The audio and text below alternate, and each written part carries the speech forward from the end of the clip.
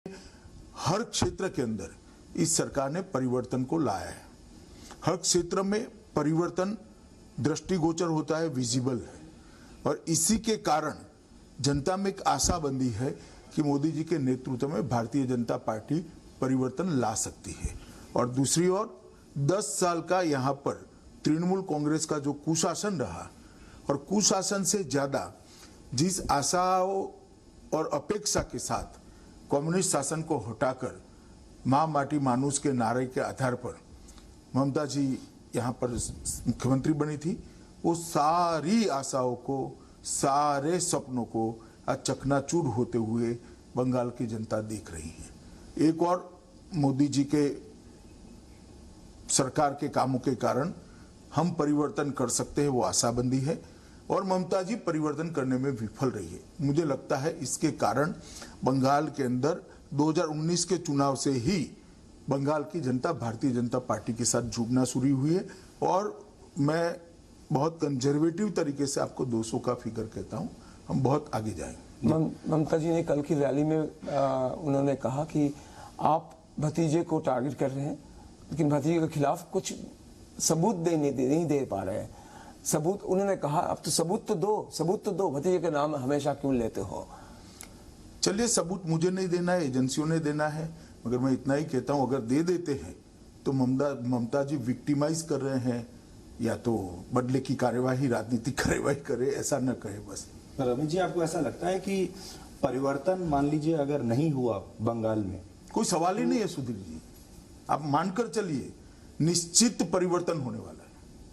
और अगर यहां परिवर्तन हुआ तो आपको ऐसा लगता है कि देश के मूड में भी परिवर्तन होगा? देश के मूड में परिवर्तन है ही, पूरा देश मोदी जी के साथ है। ये परिवर्तन जो मूड है देश का, उसका परिचय देश को बंगाल के चुनाव परिणाम करें। मेरा भाव ये था कि इस परिवर्तन से एक्चुअली आपकी ये इज्जत की लड़ाई बन गई है, नाक की लड़ाई बन गई है। ना, ये नाक की लड़ाई नहीं है, बंगाल के अंदर स्थिति को बदलने की लड़ाई है। आपने कांग्रेस और राहुल गांधी पर इतना ज्यादा समय लगा दिया कि उसकी वजह से ममता बनर्जी और बाकी के जो क्षेत्रीय नेता हैं और दल हैं वो बहुत ज्यादा मजबूत हो गए। ममता बनर्जी इतनी मजबूत हो गई कि वो सीधे आपको टारगेट करती हैं, सीधे प्रधानमंत्री को टारगेट करती हैं। राजनीति में स्वाभाविक रूप से जो ओपोनेंट होंगे, इसके खिलाफ कोई भी दल बात कर सकता है, कोई भी राजनेता बात कर सकता है, बुरा नहीं मानना चाहिए। लेकिन आपके 130 वर्कर्स की हत्या करने की हिम्मत और किसी की नहीं हुई किसी और राज्य में। देखिए, अगर आप इसको अचीवमेंट मानते हैं तो ठीक ही है, मैं कोई टिप्पणी करना नहीं चाहता, मगर इतना जरूर कहना चाहता हूं कि बंगाल के अंदर राजनीतिक हिंसा कर अपने आप को जो लोग सुरक्षित मानते हैं, यहां भारतीय जनता पार्टी की सरकार आने के बाद इस सारी घटनाओं की तह तक हम जाएंगे, जांच करेंगे, और जो लोग रिस्पॉन्सिबल है वो सारों को जेल की सलाखों के पीछे ले जाएंगे। ये आप कह चुके हैं, लेकिन इससे आगे का मेरा सवाल ये है कि क्या उस जांच के दायरे में ममता बनर्जी स्वयं भी होंगी? मैंने कहा ना, जो रिस्पॉन्सिबल है वो सभी होंगे। पर ममता बनर्जी का नाम नहीं ले रहे हैं आप? नहीं, नाम तो जांच होगी तब लिए जाएंगे, जांच के बगैर मैं नहीं कह सकता। मैं इस किसी भी प्रकार का रिस्पॉन्सिबल स्टेटमेंट करने से आपने 2013 में इस पहले आपने कहा था कि इन्होंने मां शारदा को भी भ्रष्टाचार में जुड़ा दिए हैं, शारदा केलेंकरी करके। शारदा, नारदा, इतने रोज वैली, इतने सारे जो स्कैम है अभी तक चल रहा है, बहुत दिन हो गया है।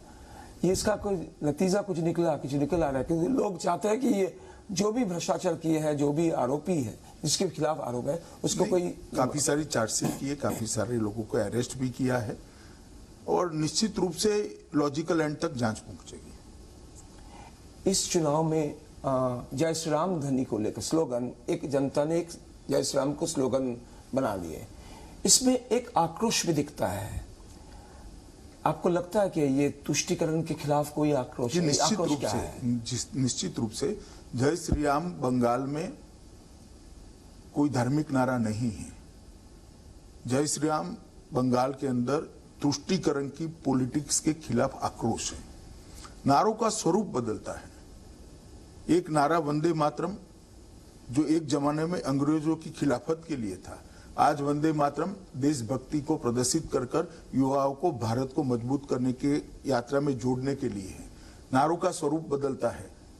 अयोध्या के वक्त जय श्री राम का नारा जो था और यहाँ पर जो जय श्री राम का नारा था, दोनों में बहुत बड़ा अंतर है। यहाँ जय श्री राम का नारा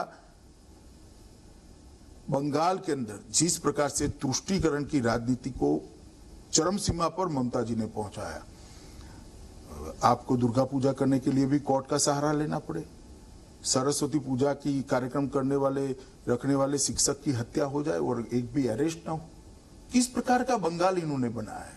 इसके खिलाफ बंगाली जनता का आक्रोश है। और अगर ममता जी ये समझती है कि जय श्री राम का नारा हम लगा रहे हैं, तो उनको मालूम नहीं है नारा कभी नेता नहीं लगा सकते, नारा जनता लगाती है। वो जहां जहां जाएगी जय श्री राम सुनना पड़ेगा उनको। और मैं तो मानता हूं कि उनको उसमें तकलीफ नहीं होनी चाहिए। जी अमित जी, बहुत सारे लोग ये भी कहते हैं कि जब पश्चिम बंगाल में आते हैं तो ऐसा लगता है पाकिस्तान में आ गए हैं। यहाँ ना भारत का संविधान चलता है, ना यहाँ भारत के कानून है, ना सीबीआई आ सकती है, ना ईडी आ सकती है। आप जब यहाँ पर आते हैं, आपको भी क्या ऐसा ही महसूस होता है कि आप एक और किसी दूसरे देश में या ऐसे प्रदेश में आ गए? मैं पाकिस्तान जैसा शब्द प्रयोग नहीं करूंगा, मैं कभी नहीं चाहूंगा कि ऐसा कभी हो, परंतु मैं इतना जरूर मानता हूं कि लॉलेसनेस है यहाँ पर। कानून और व्यवस्था की परिस्थिति सुधीर जी ठीक नहीं है और पूरे एडमिनिस्ट्रेशन का पॉलिटिसाइजेशन कर दिया गया है, पूरे एडमिनिस्ट्रेशन। तो अगर मान लीजिए आपकी सरकार बन गई, अब तो बहुत सारे लोग इस समय पूरे देश के और पश्चिम बंगाल के भी सुन रहे होंगे, अगर आपकी सरकार बन गई तो आपका रोड मैप क्या होगा? सबसे पहले आप क्या करेंगे, कहां से शुरुआत करेंगे? ढेर सारे मोर्चों पर हमें आगे बढ़ना पड़ेगा, ढेर सारे मोर्चों पर। सबसे पहली प्रायोरिटी हमारी कानून और व्यवस्था को सुधारना होगी, जैसे हमने यूपी में किया है। यूपी में भी एडमिनिस्ट्रेशन का कंप्लीटली पॉलिटिसाइजेशन हुआ है, इसको हमने सुधारा है। आज एडमिनिस्ट्रेशन स्वतंत्र रूप से काम कर रहा है, कानून और व्यवस्था की परिस्थिति पर एक प्रकार का कंट्रोल आया है। घुसपैठ को भी हम कंट्रोल में रहेंगे और विकास के मोर्चे पर भी ढेर सारे समुदाय ऐसे हैं जो विकास से वंचित रह गए, उनको विकास की मुख्य धारा में जोड़ने का भी हम काम करेंगे। आप सुनार बांग्ला बोलते हैं, सुनार बांग्ला लाएंगे, सुनार बांग्ला का मतलब क्या है? ये इसमें इंडस्ट्री में या एजुकेशन में किस धारे से आप लोग ये इतना सीमित मतलब नहीं है सुनार बांग्ला का। सुनार बांग्ला का मतलब है हर बंगाली नागरिक अपनी अभिव्यक्ति भय के बगैर कर पाए, इस प्रकार के वातावरण की निर्मित करना। सुनार बांग्ला का मतलब है राज्य की सीमाओं की और देश की सीमाओं को सुरक्षित करना। सुनार बांग्ला का मतलब है हर गरीब को 2 समय भरपेट भोजन मिल पाए, इसकी व्यवस्था करना। सुनार बांग्ला का मतलब है हर युवा को रोजगार देने की दिशा में आगे बढ़ना। सुनार बांग्ला का मतलब है एडमिनिस्ट्रेशन पूरा जो चरमरा गया है वो एडमिनिस्ट्रेशन को पटरी पर लगाना। जिस बंगाल का देश में सबसे ज्यादा जीडीपी कंट्रीब्यूशन होता था, बंगाल को फिर से उस जगह पे पहुंचाना। सुनार बांग्ला का मतलब है बंगाल की अस्मिता को जागरूक करना। सुनार बांग्ला का मतलब है यहाँ पर संस्कृति और कला जो बम धमाकों की आवाज में दब गई है, उसको फिर से बंगाल को सांस्कृतिक क्षेत्र के अंदर, कला के क्षेत्र के अंदर बहुत बड़ा कंट्रीब्यूटर बनाना। यहाँ के कलाकारों को, यहाँ के सांस्कृतिक के क्षेत्र में कंट्रीब्यूट करने वाले लोगों को एक वैश्विक प्लेटफॉर्म मिले, राष्ट्रीय प्लेटफॉर्म मिले, इस प्रकार की रचना करना। सुनार बांग्ला सिर्फ आर्थिक विकास का परिचायक नहीं है। पर ये सब करने के लिए आपके पास अमित जी टीम है क्या? कोई जरूर है? ऐसा है, जब हम सरकार बनाने जा रहे हैं तो हम इस पर भी सोच रहे हैं। मेरी पार्टी की पूरी टीम इस पर लगी है। बड़े बड़े लोग जो सरकार अच्छे से चला रहे हैं वो हमारी पार्टी को ज्वाइन कर रहे हैं। सरकार अच्छे से चला सकते हैं, ऐसे लोग भी ज्वाइन कर रहे हैं। जब हमारी सूची आएगी तब देखिएगा, आपको बिना कहे ही मंत्रिमंडल दिखाई पड़ जाएगा। पर मुख्यमंत्री के बारे में आपने सोचा? मुख्यमंत्री के बारे में अभी पार्टी के पार्लियामेंट्री बोर्ड ने कोई निर्णय नहीं किया। आपने कहा भूमिपुत्र होंगे, ये तय हो गया भूमिपुत्र होंगे, लेकिन आप किसी का नाम नहीं बोल रहे हैं, तो जनता ये सोच रहे हैं। तब ये लड़ाई जो हो रहा है ममता बनर्जी एक तरफ है मोदी जी और आप, ये दोनों का लड़ाई। ये तृणमूल कांग्रेस का अपप्रचार है, जिससे आप जैसे एडिटर भी क्लियर नहीं कर रहे हैं। आप मुझे बताओ भला, जहां बंगाल में मेरा वोट ही नहीं है, मैं कहां से मुख्यमंत्री बन सकता हूं? नहीं, अब तो मुख्यमंत्री नहीं बनेंगे। तो फिर लड़ाई हमारे बीच में कैसे होगी? किसी बंगाली और इनके बीच में ही होगी। मुख्यमंत्री तो बंगाली ही बनेगा। क्या मतलब है लोकल का? क्या ऐसे बंगाल की रचना ममता दीदी करना चाहती है जहां देश से कोई आ ही ना पाए? तो फिर सुभाष बाबू कैसे अखिल भारतीय अध्यक्ष बनते कांग्रेस पार्टी के?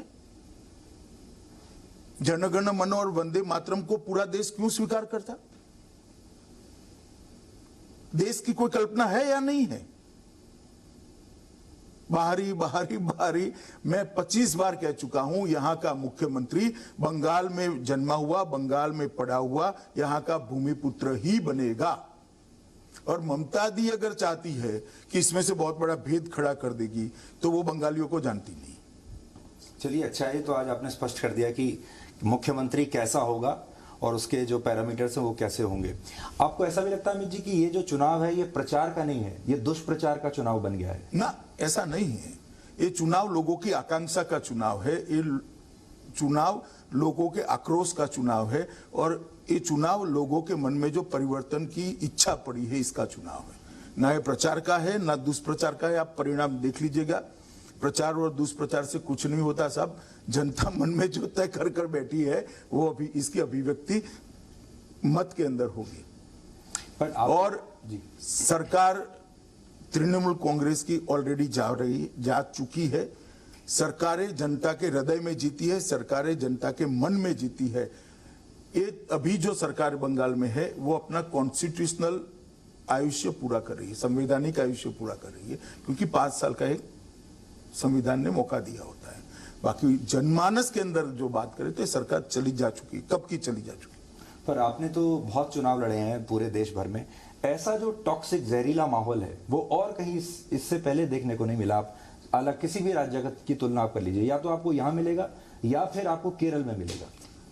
देखिए, यहाँ लंबे समय तक कम्युनिस्टों की शासन रहा, इसके कारण बंगाल की राजनीति में एक हिंसा की संस्कृति आई है जो बंगाल की संस्कृति हो नहीं सकती। मगर मुझे भरोसा है कि इस बार जो परिवर्तन होगा, इसके बाद हिंसा की राजनीति में हिंसा की जो संस्कृति, राजनीतिक हिंसा की संस्कृति, इनका हम पूर्ण तरीके से उन्मूलन कर पाएंगे। इस चुनाव में हिंसा की कोई आशंका है? मुझे लगता है जनता का भारतीय जनता पार्टी के साथ जुड़ाव इतनी बड़ी मात्रा में होगा, इतनी बड़ी मात्रा में जनाक्रोश है, इतनी बड़ी मात्रा में परिवर्तन की आकांक्षा है कि गुंडे भी डरेंगे हिंसा करते हुए। लेकिन गुंडे आ चुके हैं चुनाव प्रचार में। नहीं, वो तो है ही, विद्यमान ही है, लाने की जरूरत नहीं है। आप लास्ट चुनाव के, पंचायत चुनाव के चुनाव को उठाकर देख लीजिए। लोग अपना वोट नहीं डाल सकते, हाईकोर्ट ने व्हाट्सएप पर पर्चा डालने की परमिशन देनी पड़ती है। क्या जवाब है ममता दीदी के साथ? देश भर में कहीं देखा है आपने कि व्हाट्सएप पर नॉमिनेशन होगा? नॉमिनेशन सेंटर पर कोई पर्चा डालने के लिए नहीं जा पाएगा? क्या जवाब है उनके पास? कोई जवाब नहीं है। और वो क्या मानती है कि बंगाल की जनता ये सब नहीं समझती?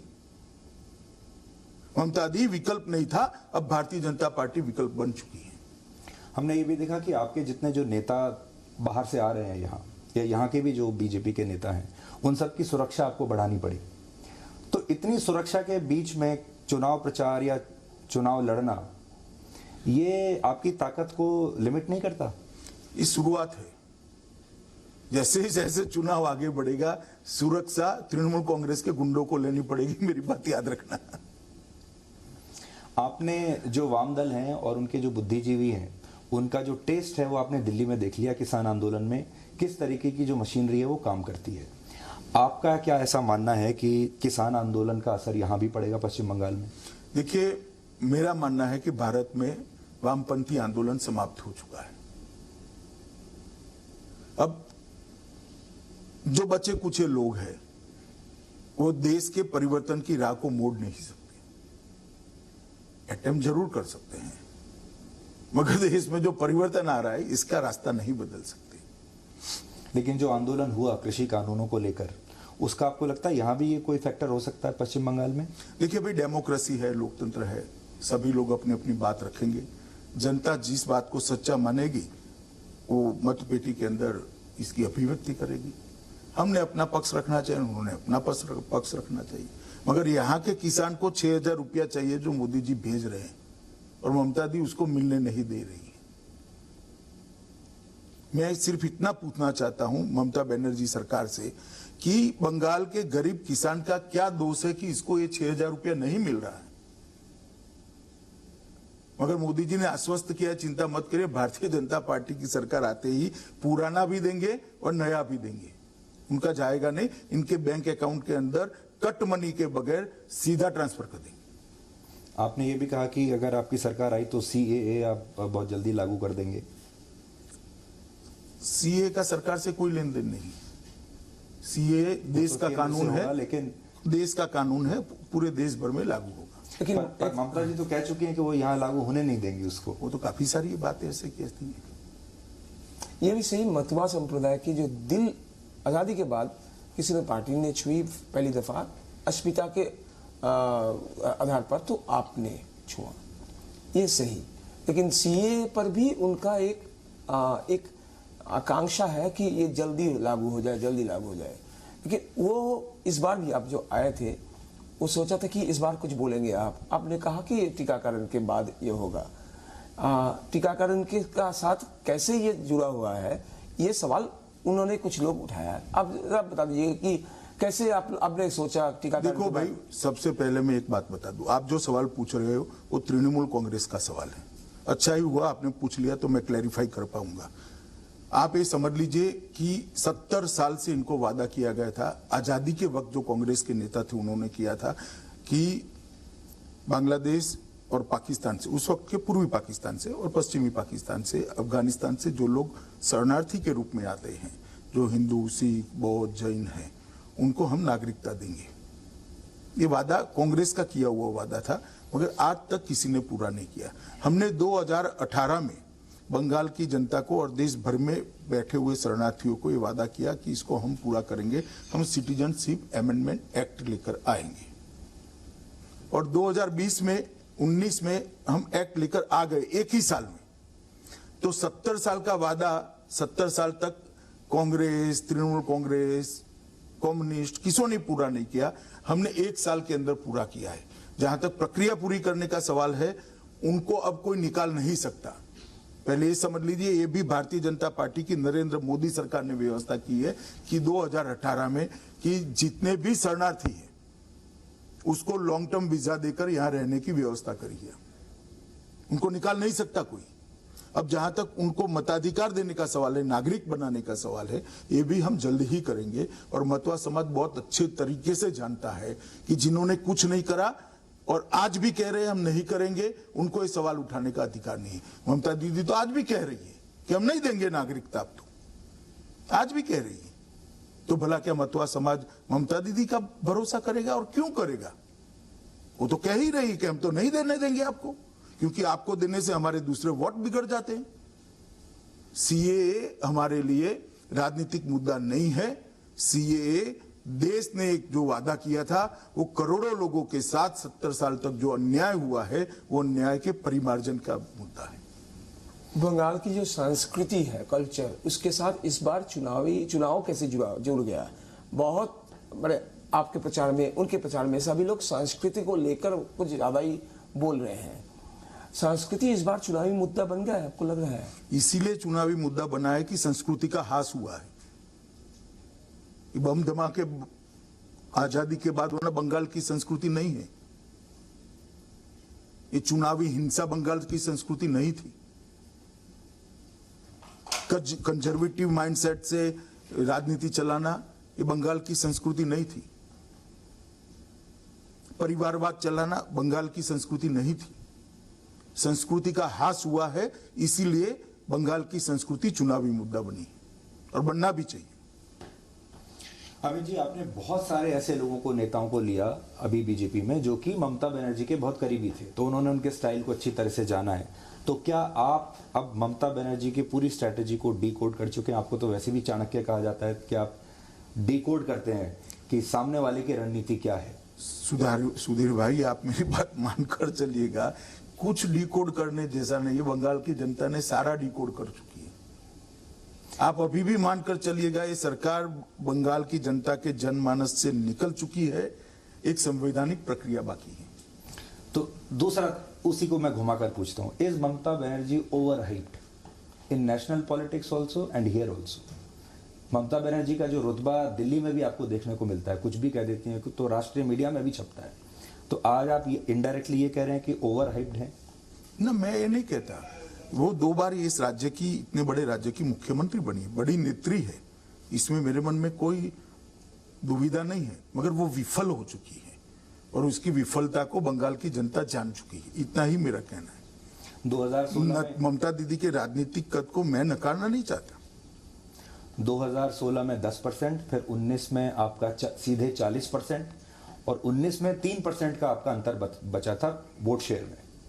अब ये जो 3% है, आपको लगता है ये 3 और 5-6% के हेरफेर में होगा, या इस बार बहुत बड़ा जंप लेंगे आप, जैसे 19? देखिए, 19 में जब हम कहते थे कि हम 20 सीट जीतेंगे, तब बंगाल की जनता के मन में आशंका थी कि भारतीय जनता पार्टी गुंडों का क्या करेगी, वोट होगा या नहीं होगा। सबके मन में थी आशंका, मेरे कार्यकर्ताओं के मन में भी थोड़ी बहुत थी।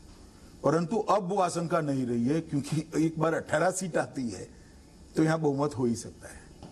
अब बंगाल की जनता जान चुकी है, इसलिए परिवर्तन के लिए बंगाल की जनता भी मनोयोग से भारतीय जनता पार्टी की परिवर्तन यात्रा के साथ जुड़ी है। मोदी जी के जो एफर्मेटिव प्रयास है, इसके साथ चट्टान की तरह बंगाल की जनता खड़ी रही। मोदी जी भी काफी इंटरेस्ट ले रहे हैं अभी पश्चिम बंगाल में, और बहुत सारे लोग तो ये भी कहते हैं कि आजकल जो उनका लुक है वो भी रविंद्रनाथ टैगोर जैसा बन रहा है। बहुत सारे लोगों का ये कहना है कि शायद पश्चिम बंगाल के चुनाव के लिए ऐसा ये लुक आ रहा है। देखिए, लुक को आप छोड़ दीजिए। मोदी जी ने बंगाल की चुनाव के अंदर, मोदी जी हमारा सबसे बड़ा चेहरा है देश भर में, हमारे सर्वोच्च नेता हैं, और बंगाल की जिस प्रकार की परिस्थिति है, मोदी जी छोड़िए, कोई भी प्रधानमंत्री को चिंता होना बड़ा स्वाभाविक है कि बंगाल की चिंता सिर्फ बंगाल की नहीं है, देश की सीमाएं बंगाल के पास हैं। कई सारे देश बंगाल को सटे हुए हैं। नॉर्थ ईस्ट की एंट्री बंगाल से है, तो स्वाभाविक रूप से चिंता का विषय है। आप तो होम मिनिस्टर हैं, आप होम मिनिस्टर रहते हुए जब यहाँ आप आते हैं तो आपको कुछ एक फीलिंग ऑफ हेल्पलेसनेस, असहाय जैसा लगता है कि अगर सब कुछ आपके हाथ में होता तो बहुत चीजें, राष्ट्रीय सुरक्षा को लेकर भी बहुत चीजें बदल सकती थी? देखिए, असहायता का भाव कभी किसी भी व्यक्ति को मदद नहीं कर सकता। परिस्थिति के सामने लड़कर उसको बदलना ही इसका जवाब हो सकता है, जो हम कर रहे हैं। इस बार चुनाव में ट्रायंगुलर फाइट होगा या बाइपोलर लग रहा है? ये लेफ्ट, कांग्रेस और अब्बास सिद्दीकी वगैरह, ये तीनों गठबंधन बनाने की कोशिश कर रहा है। अगर ये गठबंधन बनती है तो ये ट्रायंगुलर फाइट अगर होता है, इसका सुविधा आपको मिलेगा या तृणमूल को मिलेगा? देखिए, एक जमाना था जब एंटी ममता वोट में डिवीजन होता था, तो ज्यादा ही पार्टियां होने से ममता जी को फायदा होता था। अब एंटी बीजेपी वोट में डिवीजन होगा, ऐसा मेरा स्पष्ट एनालिसिस है। तो जितने भी एंगल बढ़ेंगे, हमारा विक्ट्री का मार्जिन उतना बड़ा होगा। अब हमारा जीतने का पर्याप्त वोट हमारे पास आ चुका है। एंटी बीजेपी वोट में सारा बंटवारा होना है, जो होना है। लेकिन जो लोग तृणमूल से परेशान होंगे, जब आपके यहाँ भी उन्हीं चेहरों को इंपोर्ट होते हुए देखेंगे तो उसका फर्क नहीं पड़ेगा? देखिए, देश के कई राज्यों में सब पार्टी से अच्छे लोग भारतीय जनता पार्टी को ज्वाइन किए, उसके बाद में अच्छी सरकारें चलाकर हमने बताया है, चाहे असम हो, मणिपुर हो, उत्तर प्रदेश हो, उत्तराखंड हो, कई जगह पे हुआ है। भारतीय जनता पार्टी का हाजमा बड़ा है और भारतीय जनता पार्टी की सरकारें भारतीय जनता पार्टी का संगठन चलाती। क्या आप मानते हैं कि ममता बनर्जी आपकी सबसे बड़ी प्रतिद्वंदी हैं इस समय राष्ट्रीय राजनीति में? देखिए, मैं इस प्रकार के जवाबों को सीधे जवाब नहीं देना चाहता हूं, मगर मैं इतना कहना चाहता हूं कि मोदी जी के स्पर्धा में नजदीक में भी कोई नहीं है। लेकिन दूर दूर में भी नहीं, बहुत सारे हैं।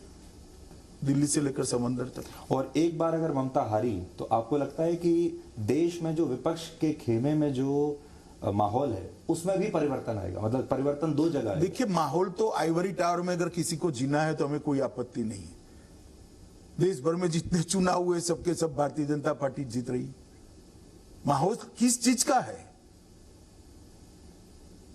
कोई एक नेता विपक्ष का नहीं है, इसका माहौल है क्या? सरकारें उनकी कम होती जा रही, इसका माहौल है क्या? जनता लगातार मोदी जी को स्वीकृति दे रही, इसका माहौल किस चीज का है? अगर आइवरी टावर में किसी ने जिनाई है तो कौन रोक सकता है भाई उसको? तो इस बार चुनाव में माइनॉरिटी वर्सेस मेजॉरिटी ऐसे चुनाव देखिए, Bharatiya Janata party minority majority की राजनीति में नहीं मानती है। हम संविधान के हिसाब से जाते हैं। वहां नागरिक एक इकाई होती है, माइनॉरिटी मेजॉरिटी कोई इकाई नहीं होती है, सिटीजन इकाई होता है। लेकिन 30% यहाँ मुस्लिम वोट है, वो आप करते रहिए 30% 40%, हमारे लिए 100% बंगाली है जी। लेकिन आपके ऊपर सांप्रदायिकता का आरोप तब भी लगेगा? जरूर लगता है, और ये इंदिरा जी के समय से लगाते हैं, अभी कुछ साल तक लगेगा, उसके बाद में नहीं लगेगा। यहाँ का मीडिया भी, अंजन भी और मैं भी, हम दोनों ही अमित जी आपसे ये जानना चाहते हैं कि आपने खास तौर पर बहुत समय लगाया पश्चिम बंगाल में, और आपका मेरे ख्याल से छठा दौरा होगा ये। नहीं, मैं तो 2017 से लगातार आ रहा हूँ। नहीं, अगर हम 2020 से नवंबर से अगर हम देखें तो पांचवा या छठा दौरा आपका जी होगा। जी, बहुत समय आपने लगाया। छठा दौरा है और 14वां दिन है। तो ये कोई खास, ये मिशन आपको जरूरत से ज्यादा खास आपको प्रिय है कि ममता बनर्जी को इस बार हटाना ही है? ममता बनर्जी को हटाने का हमारा एजेंडा ही नहीं। बंगाल के अंदर सुशासन प्रस्थापित करना हमारा एजेंडा है, और एक सरहदी राज्य है, बहुत बड़ा राज्य है, और मोदी जी की विकास की ट्रेन जो चल पड़ी है इसमें जुड़ता भी नहीं है। हम 5 लाख रुपए का आयुष्मान भारत का कार्ड देना चाहते हैं, वो नहीं लेना चाहती। वो न लेना है तो न ले। बंगाल की गरीब जनता को क्यों रोक रहे हो भाई? 5 लाख तक की सारी स्वास्थ्य की सुविधाएं फ्री ऑफ कॉस्ट मिल रही है। आप क्यों बंगाल के गरीब को इसका फायदा नहीं उठाने देते? हम फार्म की सहायता बेचते हैं, ये सारी उनका कैडर पैसा खा जाती है। हाईकोर्ट ने टिप्पणी करनी पड़ती है कि इसकी सीएजे एक स्पेशल टीम बनाकर जांच करें। हम किसान के लिए 6,000 रुपया भेज रहे, नीचे तक पहुंच नहीं रहा है। मछुआरों का रजिस्ट्रेशन नहीं हो रहा है। 115 योजनाएं हैं केंद्र सरकार की सारी योजना के बीच में सबसे बड़ा रोड़ा तृणमूल कांग्रेस सरकार है। आप तो जब कोविड का समय था, हालांकि अब भी है, तब आप पूरा कोऑर्डिनेट कर रहे थे और आप सारे मुख्यमंत्रियों से मिलते थे। उस समय ममता बनर्जी ने आपको कितना सपोर्ट किया कोविड के टाइम? देखिए, मैं ये सारी चीजें इसलिए कहना नहीं चाहता कि सारे मुख्यमंत्रियों ने मोदी जी के समर्थन में और मोदी जी के साथ रहकर अपने अपने राज्यों की लीडरशिप देकर कोविड की लड़ाई इन टोटो भारत बहुत अच्छे तरीके से लड़ा है। मैं इसमें कोई राजनीतिक बात करना नहीं चाहता। आपने कहा पिछले 5 साल में केंद्रीय सरकार 3,59,00,000 करोड़ रुपया दिए हैं राज्य को, और ये इनका इस्तेमाल नहीं कर पाए। नहीं, इस्तेमाल कर दिया अपने कार्यकर्ताओं के लिए। आप शायद हिंदी मेरी समझे नहीं है। हमने तो भेज दिया, इन्होंने भ्रष्टाचार कर घर में ले जाने का काम किया। इसका इस्तेमाल जनता के लिए नहीं हुआ है। उसी की आप जांच कराएंगे? नहीं, जहां तो करप्शन जहां है, बंगाल के ओन फंड का भी करप्शन है, तो इसकी जांच नहीं होनी चाहिए क्या? होनी चाहिए। सेंट्रल फंड छोड़ो। आखिरी सवाल हम करते हैं अमित जी से, और हमेशा ज्यादातर हमारा चुनाव से पहले यही सवाल रहता है कि आपसे आपका एस्टिमेट पूछें, बीजेपी का भी पूछें, लेकिन आज हम आपसे टीएमसी का भी पूछना चाहते हैं। देखिए, अब कांग्रेस और कम्युनिस्ट कितना मजबूत होते हैं इस पर टीएमसी का भविष्य निर्भर है। पर कम्युनिस्ट बचे हैं अभी यहाँ आपके हिसाब से?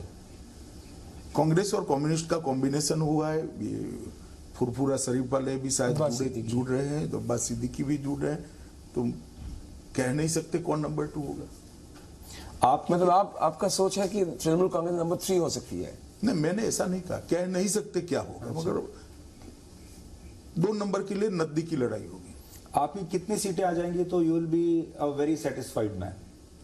बस 200 से ज्यादा आएगी। 200? लेकिन आपको लगता है? हाँ, 200 से ज्यादा सीट आएगी तो हमारा परफॉर्मेंस बहुत अच्छा माना जाएगा। बावजूद इसके कि ममता बनर्जी ये कहती हैं कि आपके पास ब्लॉक लेवल पर और गांव में और मोहल्ला लेवल पर अभी कार्यकर्ता नहीं है। ममता जी चुपचाप एक बार ओपन जीप में बैठकर हर जगह से जय श्री राम सुनने को मिलेगा उनको, बस वो उतरकर उनको मारने दौड़, इतना ही दिख रहा है। कई बार हमें लगता है आप उनको इरिटेट करने के लिए नहीं, हम नहीं लगवाते हैं। देखिए सुधीर जी, कोई नारे को कोई नेता नहीं लगा सकता।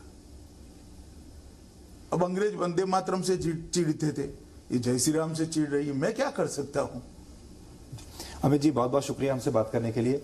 आज हालांकि समय कम था और आपको भी निकलना है, तो हम ज्यादा आपका समय नहीं लेंगे, पर बहुत बहुत शुभकामनाएं। बहुत बहुत धन्यवाद।